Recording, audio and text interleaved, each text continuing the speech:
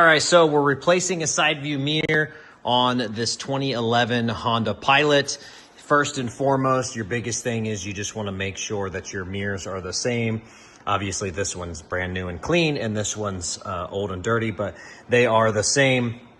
As you can see, they have like the flat plastic black here on the inside and underneath, same as here, and then the glossy black cap on the outside. So make sure your mirrors are the same.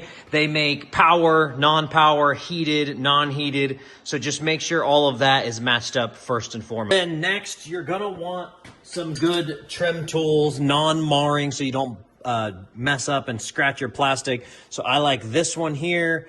This one's from Blue Point, but you can find these on Amazon. Same with this one. It's just a rebranded. It's made by Matco, or made by another company, but Matco's name on it. It's plastic. So both of these are very good, and you're gonna pop off your cover here. There's a couple plastic tabs holding that on. You have these two clips on the bottom that slide down, and then your plastic clip here that holds it in place. So once you pop that loose, you can pull that off of there.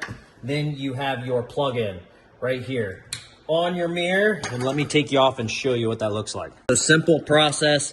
There's a little tab right here. You just push that tab in, pull out, and you're ready to rock and roll. What I like about these Pilots is they're super easy to replace the mirrors. Labor time super low as well, so easy fix for y'all at home. Look here, you got 1, 2, 3 10mm nuts.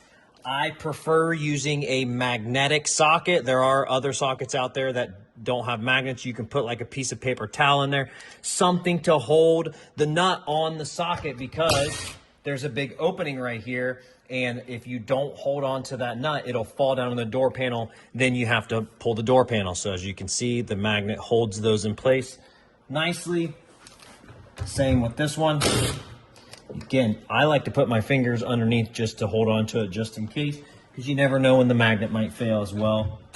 So just be careful when you loosen this up. You don't want the mirror to fall and scratch your car. Typically, on most Hondas anyways, this connector here has a couple tabs that stick out, and I'll pull you up closer to see that as well. You'll see these are holding up against the car, so you'll push the mirror back, squeeze those tabs in, and then let it fall out. So what I'll do is I'll take my left hand, push that, squeeze those tabs in. If I can get a good squeeze on there. All right, there we go. And then you just want to support it. And it's as simple as that. As you can see, this one's all messed up. The cover got cracked, broken and everything. So now what you want to do is you want to just look at your connectors. Just make sure your connectors are the same and that they match. You can even, before installing the new one, you can take this and plug it in and just make sure that it plugs into your current connector, so that way you're set and ready to rock and roll.